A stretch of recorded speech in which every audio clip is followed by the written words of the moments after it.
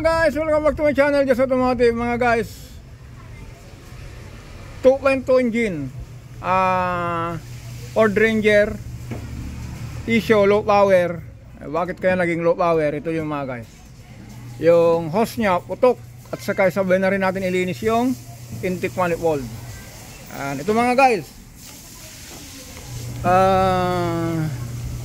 para po makarating lang dito kasi galing Laguna, Calamba, Laguna.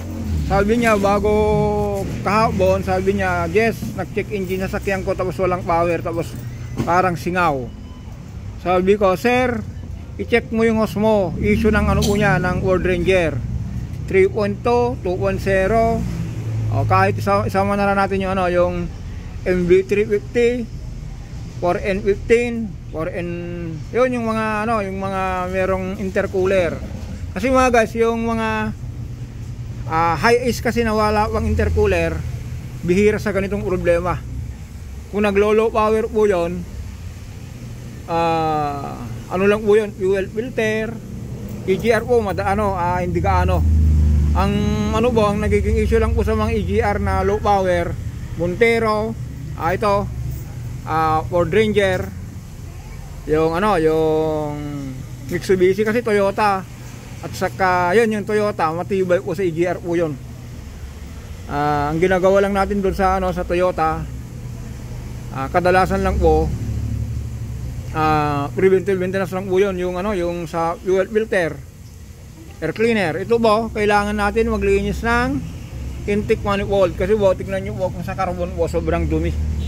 Dahil lilinis natin ito ng ano, ng pang throttle talaga, throttle cleaning, o ito, yan o, taran, carburetor and throttle choke cleaner. Yan, sabay natin yung intake manifold, ito. Tapos ito mga guys, yung ano, ang ginawa po ng ano, ng may-ari, ito, pagkiswisan natin kahit ano lang sa 10 minuto para mabigyan kayo ng idea sa mga naglolong drive galing Isabela, galing Bicol, Visayas, Mindanao, Cagayan, Luzon, Visayas, Mindanao mga guys.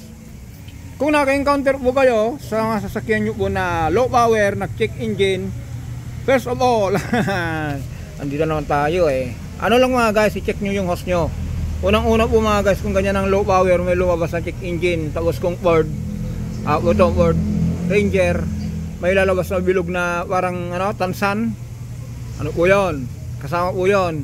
Ito lang po, i-check nyo lang po yung ano nyo, ito katulad yan, sumabog yung ano niya po, hindi na po makabuo ng boost, nagka-underpower na po siya, low power.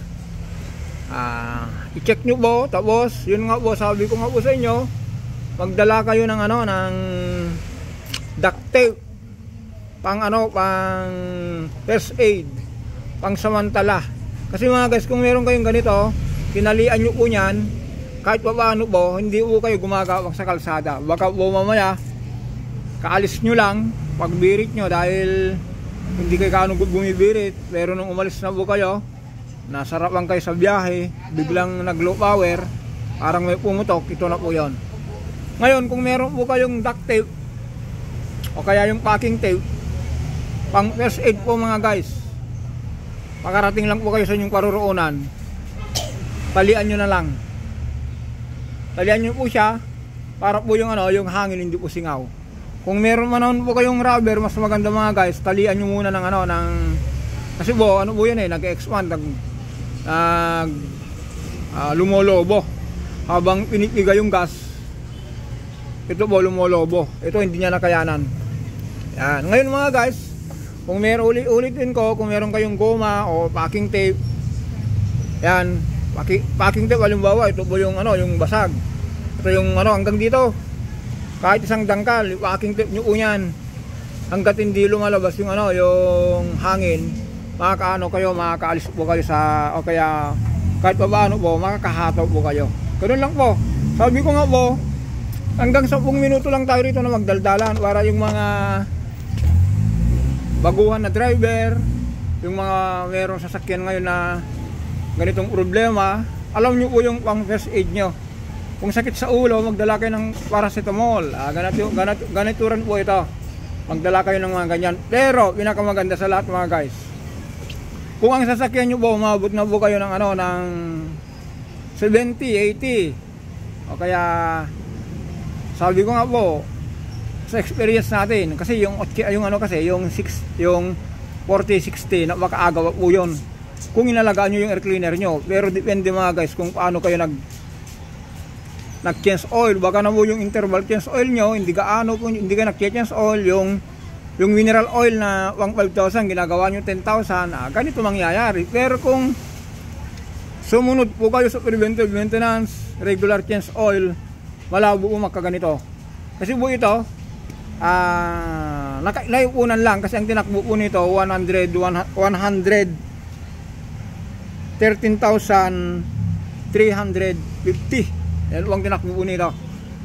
Ganito po ito naipunan. Pero sa model po nito mga guys 2013, parang ano po siya, parang sulit na. Kasi po kung imagine nyo po 2013, isang dekada no, 10 years. O yan, okay na. Yung mga iba po kasi 2 taon pa lang, 1 taon pa lang, nagpapalit na nagpapalinis na. O kung yung mga may pera, pwede tanggapin natin kasi may pera yan eh. Pero ako sa akin mga guys, sinasuggest ko lang po yun, 80 pinakamaganda.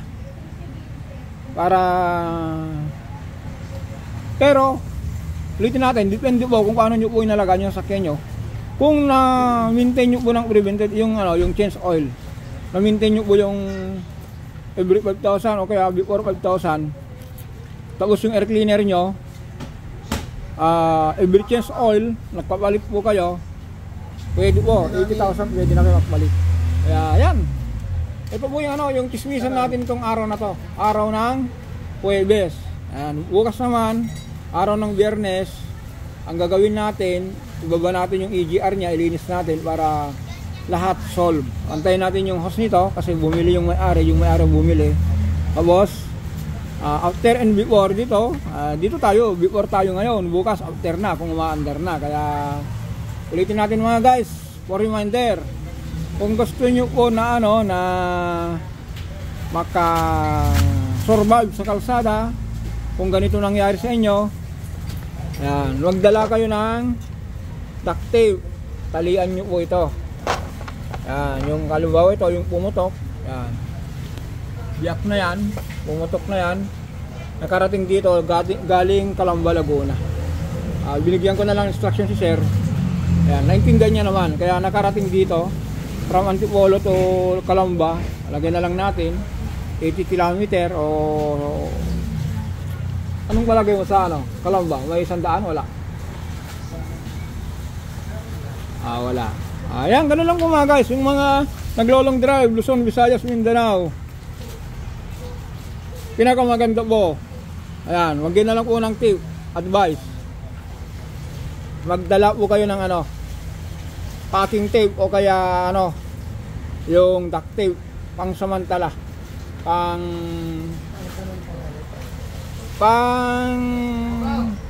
S8 sa inyong sasakyan. Kaya yan, paalong na tayo dito mga guys, ililinis na natin to, gagamitan natin ng yan, kita nyo po yan, malinis na ito. Yan nyo mga guys. Ito lang gamitin natin dito. Diba? Hindi yung puro dito mga guys, advice ko dito, EGR ang natin to. Intake ang ililinis natin dito, hindi yung yung EGR sabay na rin natin po nun. Kasi po, ang importante po rito, intake talaga. Yung EGR po, na lang po yun, tupalo na lang po yun. Ito muna unahin natin. Okay mga guys, hanggang dito lang po tayo. Sa mga nanonood sa video ko, salamat po kasi kahit paano po, naka-average tayo ng 20 subscriber araw-araw. Yan, thank you po. Umaabot na tayo ng 13,000 subscriber. Thank you sa mga pinagtsatsagaan yung video ko na kahit walang kakwenta-kwenta, pinagtsatsagaan nyo. Okay, don't forget to subscribe, like and share. Maraming salamat.